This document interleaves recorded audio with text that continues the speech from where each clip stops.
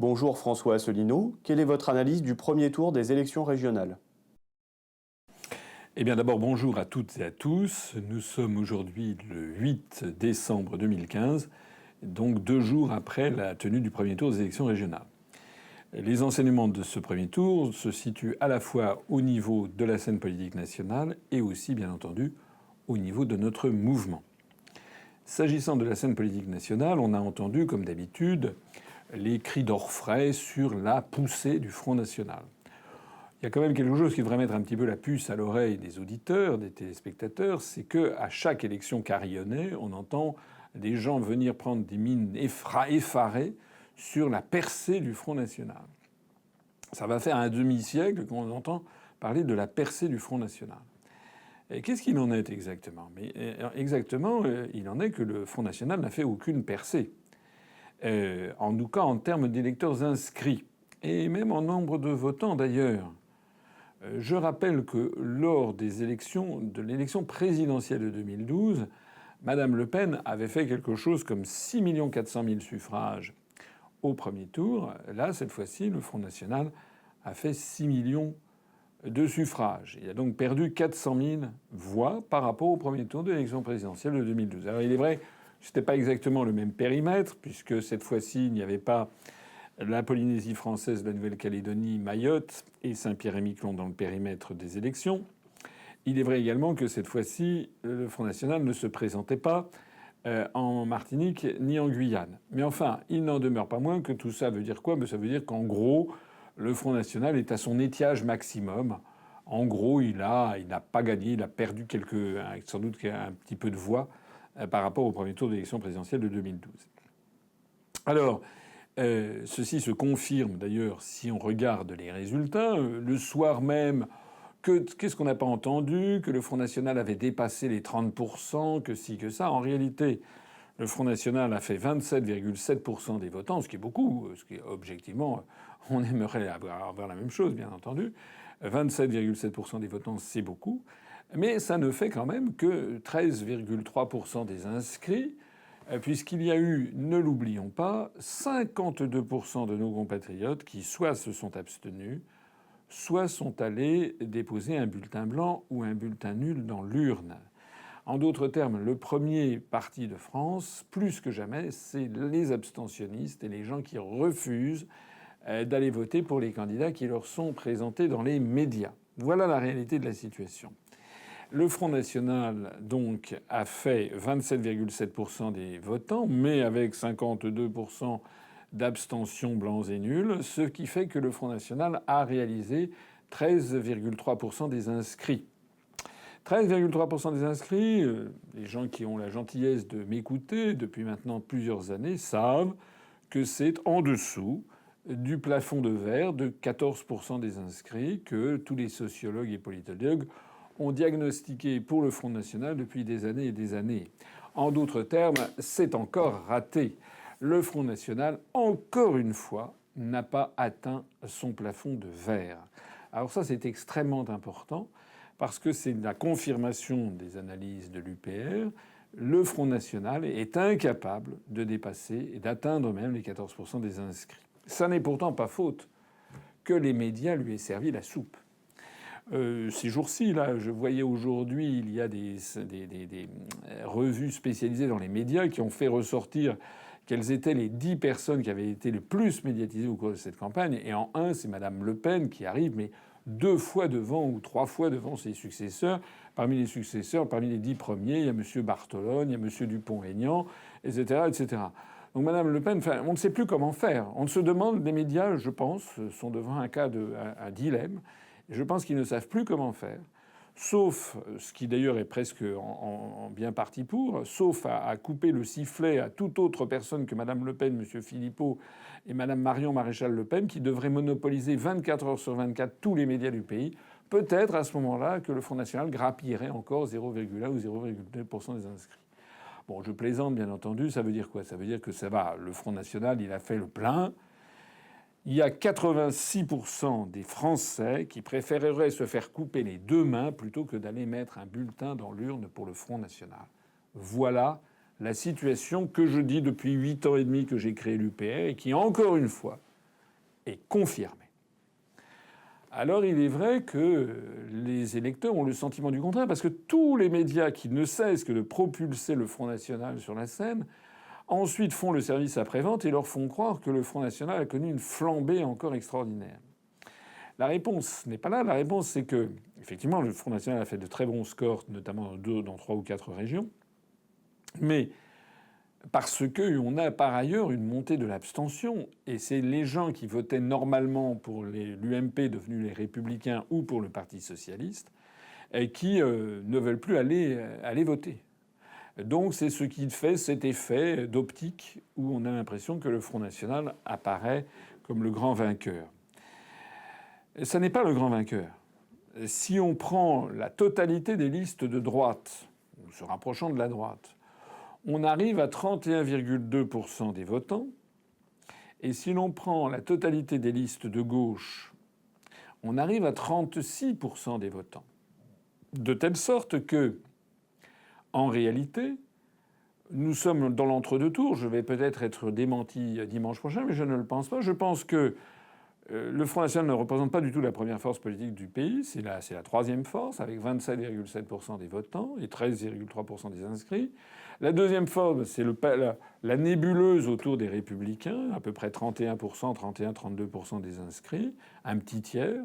Et la troisième force, la première, en fait, c'est le Parti socialiste, le Front de gauche, etc., qui font à peu près 36% des inscrits. Ça veut donc dire que dimanche prochain, assez probablement, on va s'apercevoir que le Parti socialiste perd évidemment des régions. Et ils avaient toutes les régions sauf une, sauf l'Alsace. Le Parti socialiste va perdre des régions, mais il n'est pas du tout certain que ça va être la Bérésina annoncée. Et ceci grâce justement au Front National. On comprend mieux pourquoi le Front National est à ce point d'ailleurs médiatisé. Donc en réalité, dans un certain nombre de régions, je pense par exemple à la région Île-de-France, il est assez probable que le Parti socialiste va conserver la région. Au passage, d'ailleurs, il faut noter, je m'adresse ici aux électeurs de gauche, il faut noter la duplicité invraisemblable des dirigeants de EELV et plus encore du Front de gauche, ou du NPA, ou de Dieu sait quoi. À la gauche de la gauche, comme on dit, on a des dirigeants qui passent leur temps à ameuter les Français, enfin les électeurs qui leur font confiance en disant c'est un scandale, la loi Macron, les acquis sociaux qui sont démantelés, ci et ça. Ils ont raison, c'est vrai. Les acquis sociaux que les parents, les grands-parents, nos arrière-grands-parents avaient obtenus pour que nous ayons une meilleure vie passent leur temps à être démantelés par le gouvernement dit socialiste actuellement au pouvoir. Nous avons également un gouvernement qui mène des guerres illégales au Moyen-Orient et des guerres d'agression néocoloniale, grâce à M. Fabius et avec l'accord, bien entendu, du président de la République. Donc, à la gauche de la gauche, on s'en offusque, sauf qu'au moment des élections, eh bien, passé le premier tour, au deuxième tour, le Front de gauche apporte comme un toutou servile ses voix au Parti socialiste. On l'avait d'ailleurs déjà vu, je l'avais suffisamment signalé. Le soir du premier tour de l'élection présidentielle en 2012, à 20h38, M. Mélenchon avait fait le cadeau de toutes les voix qu'il avait glanées à François Hollande. Il n'avait même rien négocié en échange. J'aurais quand même pu demander au minimum l'organisation d'un référendum, par exemple sur le traité transatlantique. Ou au minimum, il aurait pu demander des comptes sur la politique étrangère. Pas du tout, il n'avait rien fait de ça. Ben là, c'est pareil. Vous avez vu que, par exemple, en Île-de-France, le Parti communiste français s'est empressé de faire une liste avec monsieur Bartolone. Ça veut dire quoi? Ça veut dire qu'au bout du compte, en fait, le Front de gauche, ou le NPA anticapitaliste, ou Dieu sait quoi, au bout du compte, au moment fatidique, il soutient la politique de monsieur Macron. Voilà la réalité. M. Mélenchon est celui qui permet à M. Macron de démanteler les acquis sociaux des Français. Il faut donc que tous les électeurs de gauche, et notamment de la gauche, se rendent bien compte de cette escroquerie qui est commise par le Front de gauche et la gauche, et qui, sous couvert de se ranger derrière celui de gauche le mieux arrivé, soutient en fait une politique de démembrement des acquis sociaux. Alors, dans ce contexte, on va voir ce qui va se passer, mais très probablement, le Front National va encore,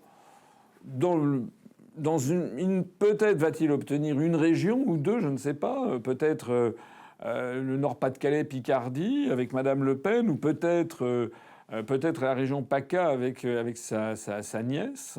Mais rien n'est moins sûr en définitive, puisque par ailleurs on a le sketch habituel du Front républicain. Donc il est tout à fait possible que dimanche soir prochain, eh bien, on apprenne qu'en définitive le Front national n'a eu aucune région. Peut-être en aura-t-il une. Alors, qu'est-ce qu'il faut penser de ça? Moi, je ne suis pas là, nous ne sommes pas là à enfourcher le dada de la bête immonde qui arrive. Tout ça, c'est des sketchs. Voilà. On a vu ce que le Front national donne quand il est dans des villes. On l'a vu déjà, le Front national a dirigé un certain nombre de grandes villes. Ça s'est d'ailleurs terminé en général d'une façon absolument catastrophique, avec des détournements de fonds, des abus de biens sociaux, et j'en passe et des meilleurs. D'ailleurs, en Ile-de-France, M. Valrand de Saint-Just, la tête de liste du Front national, est elle-même mis en examen pour, je crois, abus de biens sociaux ou escroquerie.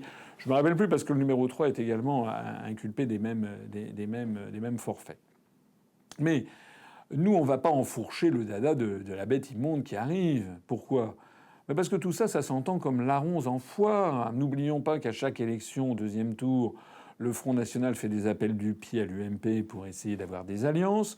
Et puis n'oublions pas surtout ce qui s'est passé pendant les élections, pendant la campagne. Pendant la campagne électorale, on a vu défiler en boucle le Front national, les Républicains et le Parti socialiste, cette espèce de bande des trois qui disait en gros la même chose. C'est le parti de la guerre. Ils sont tous les trois pour mener des guerres au Moyen-Orient. Ils sont tous les trois pour renforcer considérablement toutes les mesures de surveillance du peuple français et de sécurité. Tous les trois font silence sur l'origine des attentats. Le commanditaire ultime, comme je le dis. Pourquoi est-ce qu'il y a des attentats en France, par exemple, et qu'il n'y en a pas en Suisse, hein? Peut-être parce que le fait que la Suisse ne soit pas dans l'OTAN, ne mène pas des guerres illégales au Moyen-Orient, ça a peut-être un petit rapport. Voilà. Et tous ces trois partis refusent de sortir de l'Union européenne, de sortir de l'euro et de sortir de l'OTAN. C'est la raison pour laquelle nous, on ne va pas marcher dans cette combinazione. Tout ça, c'est de la rigolade. Hein. Le Front national est un mouvement que les médias poussent constamment sur le devant de la scène pour qu'il fasse le maximum de voix. Et puis à chaque fois, dans l'entre-deux-tours, d'un seul coup, on découvre que ce serait un mouvement épouvantable. Et il faudrait un rang serré pour réélire le Parti socialiste ou les Républicains. Et ensuite, le soir du deuxième tour, si le Parti socialiste sauve la mise dans un certain nombre de régions, eh bien les médias diront finalement les Français soutiennent la politique de M. Macron. Et voilà, le tour est joué. C'est à ça que sert le Front national. Donc pour ce qui nous concerne, nous, comme nous n'avons pas pu nous maintenir, je vais y revenir dans un instant, dans aucune des régions dans lesquelles nous nous présentions, eh bien nous avons décidé d'appeler, le Bureau national s'est réuni, nous avons décidé d'appeler à l'abstention au deuxième tour, ou bien pour ceux qui tiennent absolument à aller voter, parce qu'il y en a parmi nous, des gens qui sont très soucieux d'aller voter, eh bien nous leur conseillons, on les oblige pas, bien entendu, chacun fait ce qu'il veut, mais nous leur conseillons soit d'aller donc de s'abstenir, soit s'ils comptent aller voter, d'aller glisser dans l'urne un bulletin de vote du style Je vote UPR qui est téléchargeable sur notre site. Ça permettra au moment du dépouillement aux scrutateurs de découvrir que l'UPR est toujours présente. Voilà. Mais on ne va certainement pas appeler ni à faire barrage au Front national, ni encore moins à soutenir le Front national, parce que tout ça, c'est une rigolade, une rigolade sinistre, dans laquelle nous ne voulons pas être mêlés. Alors, maintenant, le score de l'UPR. Le score de l'UPR, nous avons fait très exactement 189 346 suffrages lors de ces élections où nous nous présentions donc dans 13 régions avec 1971 candidates et candidats. C'est un score qui représente 0,9% des suffrages exprimés, 0,88% pour être précis. C'est un score qui mérite commentaire. D'abord, c'est un score qui est évidemment qui peut paraître aux gens qui ne connaissent pas bien la politique, qui peut paraître marginal, c'est vrai, qui peut paraître un petit peu ridicule. Mais les gens qui disent ça sont des gens qui ne connaissent pas le suffrage universel et qui méconnaissent la formidable progression que ces chiffres témoignent en faveur de notre mouvement. Je rappelle qu'aux élections européennes, l'année dernière, le 25 mai 2014, on avait fait 76 000 suffrages. Là, on en a fait 190 000 à peu près. 189 346. Ça veut donc dire que nous avons eu une multiplication par 2,5 du nombre de nos voix en 1 an et demi.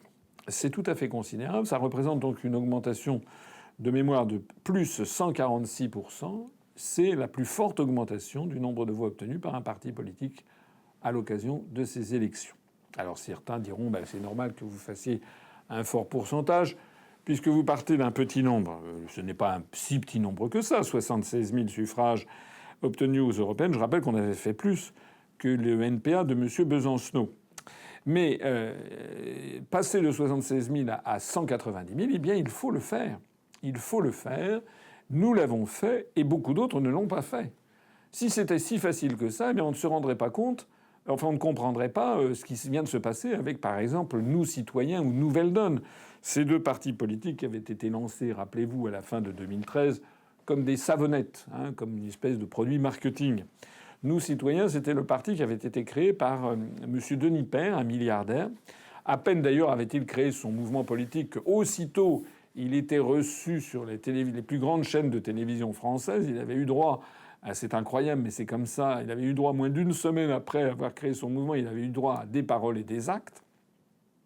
L'émission phare de la télévision française en matière politique, dans laquelle nous n'avons jamais été invités, alors que j'écris l'UPR depuis 8 ans et demi, eh bien, Nous Citoyens, cette année, a fait 89 000 voix, c'est-à-dire que l'UPR a fait plus de 2 fois plus de voix que Nous Citoyens, qui est en pleine dégringolade. Voilà. Ils n'ont d'ailleurs réussi à se présenter que dans 3 ou 4 circonscriptions électorales de façon autonome. Même chose d'ailleurs pour Nouvelle Donne. Nouvelle Donne, c'est ce parti politique qui avait été lancé lui aussi à grand renfort de publicité médiatique par M. Pierre Larouturou du Parti socialiste. Alors lui, c'est encore pire puisqu'il a fait 62 000 voix. C'est-à-dire que l'UPR a fait 3 fois le nombre de suffrages de Nouvelle Donne. Et pourtant, Nouvelle Donne et Nous Citoyens, le moins que l'on puisse dire, c'est qu'ils ont été très largement médiatisés, en tout cas beaucoup plus largement médiatisés que nous. J'insiste sur le fait que notre résultat est un très bon résultat. Et je sais bien qu'ici ou là, à l'UPR, il y a des gens qui se sont montrés déçus. Ils espéraient que l'on ferait 1,5, 2%. Un sondage nous avait donné à 2%. Donc évidemment, ils ont été un peu déçus. Je peux les comprendre. Moi aussi, j'aurais préféré que nous fissions 2% plutôt que 0,9. Mais il faut savoir, et ça je m'adresse ici à tous les gens, les trolls du Front National qui viennent sur notre page en se croyant plus malins et en riant de notre score, je conseille à tout le monde de réfléchir un instant. Qui, en France, connaît l'UPR? Parlez autour de vous. Vous le savez bien d'ailleurs.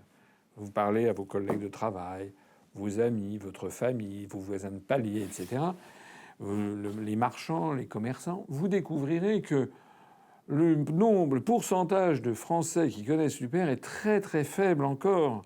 Il y a peut-être, je ne sais pas, peut-être 2%, 3% des Français qui connaissent l'UPR, et encore, c'est souvent de la notoriété assistée, comme on dit, c'est-à-dire il faut leur dire « Mais oui, Union populaire républicaine, vous savez, le parti qui... » « Ah oui, j'ai vaguement entendu parler de ça. » En gros, il y a plus de 95% des Français qui ne savent absolument pas ce que c'est. Et vous leur dites, ils disent « Qu'est-ce que c'est que ce truc-là ?» Donc ça, c'est très important à comprendre. C'est que les autres partis politiques, tout le monde les connaît. Nous, j'allais dire, personne ne nous connaît, ou très peu de gens nous connaissent. Donc le fait de faire 0,9% des suffrages avec peut-être 2 ou 3% des Français qui nous connaissent, ça témoigne que s'il y avait 20 ou 30% des Français qui nous connaissaient, on ferait 9 à 10%. Et donc s'il y avait, mettons, 100% des Français qui nous connaissent, c'est-à-dire 5 fois plus, on ferait de l'ordre de 45 à 50%. Tout le problème, il est là. Le problème, il est que lorsque les gens nous comparent, par exemple, au score du Front National, ils oublient ce petit détail, c'est que Mme Le Pen, tout le monde la connaît. D'ailleurs, il y a 86% des gens qui la connaissent tellement qu'ils ne veulent jamais en entendre parler. Ce sont les fameux 86% des inscrits qui ne voteront jamais pour le FN. Tandis que le problème, pour nous, c'est que beaucoup de gens, énormément de gens, ne nous connaissent pas. Ça nous donne donc des perspectives tout à fait considérables de développement, qui n'ont pas échappé d'ailleurs à la surveillance d'un certain nombre d'observateurs, puisque nous avons fait l'objet, au dernier moment, de campagnes calomniatrices et diffamatoires, notamment d'un organisme qui s'appelle Street Press. Je conseille d'ailleurs aux gens d'aller se renseigner un petit peu sur qui sont les financiers de Street Press. Cet article a été ensuite relayé, un article diffamatoire et calomniateur traitant l'UPR de parti conspirationniste. Ceci a été relayé ensuite par le Libération, ça on pouvait s'y attendre, mais par Le Monde. Cet article a d'ailleurs été relayé par le journal Libération le dimanche, le jour même des élections, de telle sorte que nous sommes en train de consulter nos avocats pour voir si nous pouvons attaquer le journal Libération pour avoir enfreint l'embargo qui doit concerner les partis politiques et qui se présentent aux élections pendant la période électorale, enfin pendant la période entre le vendredi minuit et le dimanche 20h, au moment où les gens réfléchissent aux élections. Alors, en attendant, cet article a été également repris ce lundi par le journal Le Monde, en tout cas lemonde.fr. C'est un article qui nous traite de partis conspirationnistes. Alors, ça commence à bien faire avec ces histoires de partis conspirationnistes et de conspirationnisme. Nous avons affaire à une véritable petite nébuleuse de fascistes, parce qu'il faut dire le mot, ce sont des fascistes, qui interdisent tout débat démocratique et qui croient que le grand retour du maccarthisme est arrivé.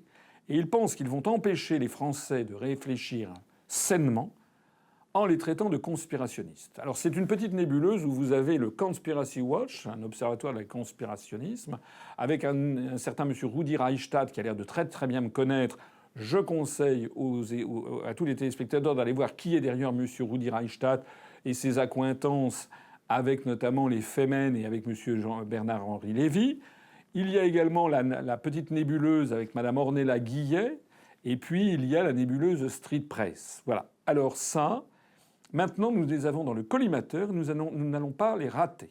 Je signale d'ailleurs, s'agissant du conspirationnisme, que nous allons lancer une petite vidéo dans quelques temps où on va dresser la liste de tous les articles conspirationnistes qu'il y a dans les journaux. Par exemple, le journal Le Monde. Le journal Le Monde qui a osé nous traiter de conspirationnistes. Je rappelle que le 21 juillet 2014, le journal Le Monde relayait l'information selon laquelle c'est le FBI qui a organisé un grand nombre d'attentats attribués aux islamistes aux États-Unis d'Amérique. Ce n'est pas moi qui le dis, c'est le journal Le Monde. Donc le journal Le Monde est un journal conspirationniste.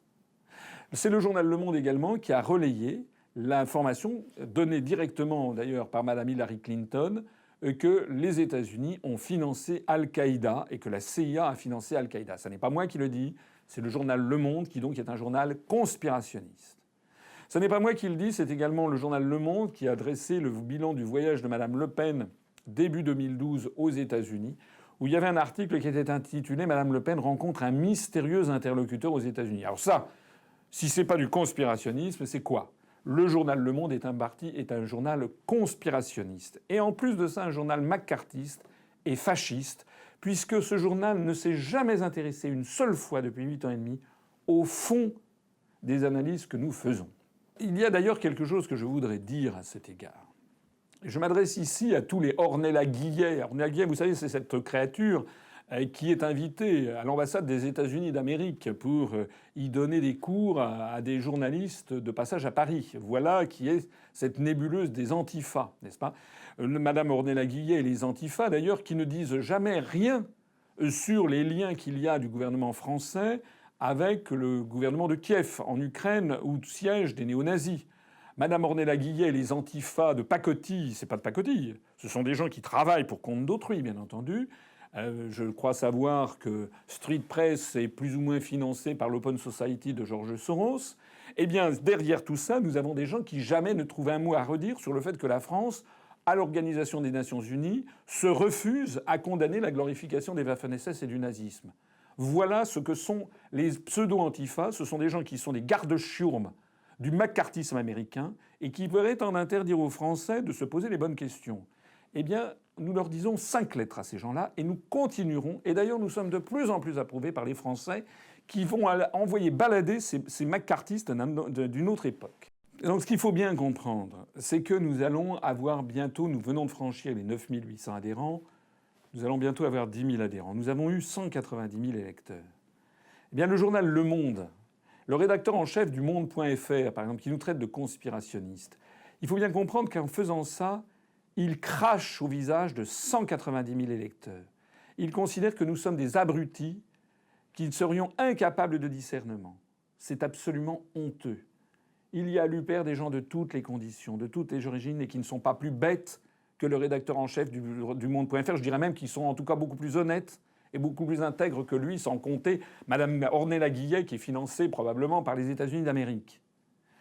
Je voudrais rappeler que nous avons à l'UPR des professeurs d'université, des universitaires, des chercheurs, des musiciens, des agriculteurs, des ouvriers, des chauffeurs routiers, des pilotes de ligne, des étudiants, des chômeurs, des femmes au foyer.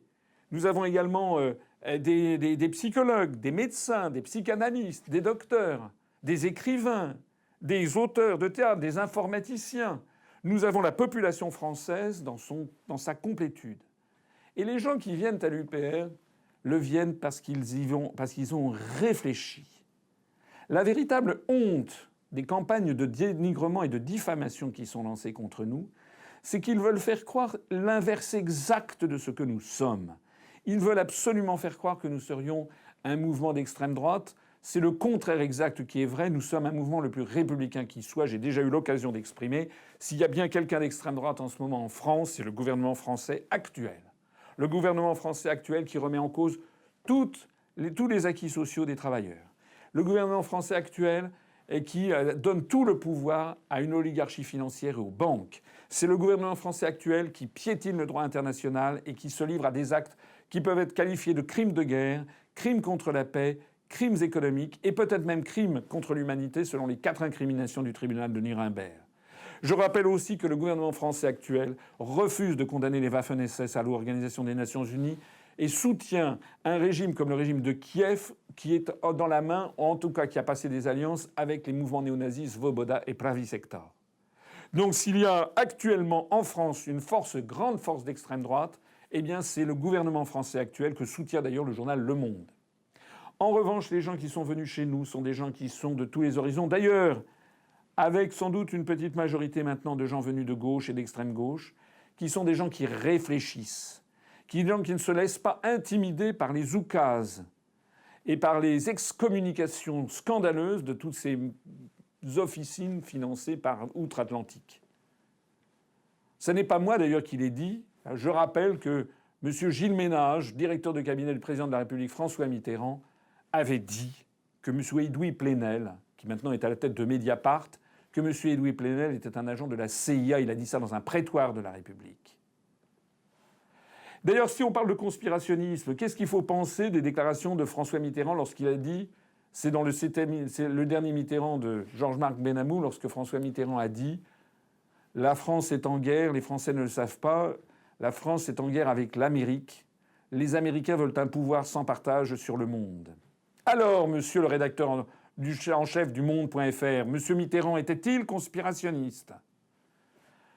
Lorsque Charles de Gaulle dit en 1963 à Alain Peyrefitte, en tête-à-tête, vous savez ce que ça veut dire l'Europe supranationale ? C'est l'Europe sous domination américaine. Est-ce que M. Charles de Gaulle était conspirationniste, monsieur le Monde.fr ? Sortez, venez vous débattre avec nous devant les Français. Venez me expliquer en quoi je suis conspirationniste, parce que simplement, dans mes conférences de presse, je donne toutes ces citations, sans parler de celle d'Hillary Clinton dont je parlais tout à l'heure, et bien d'autres encore. D'une certaine façon d'ailleurs, cette chasse aux sorcières immonde est en train de se retourner contre leurs auteurs. Et c'est d'ailleurs grâce à ça que nous avons pu constater pendant ces élections une augmentation phénoménale du nombre de nos adhérents.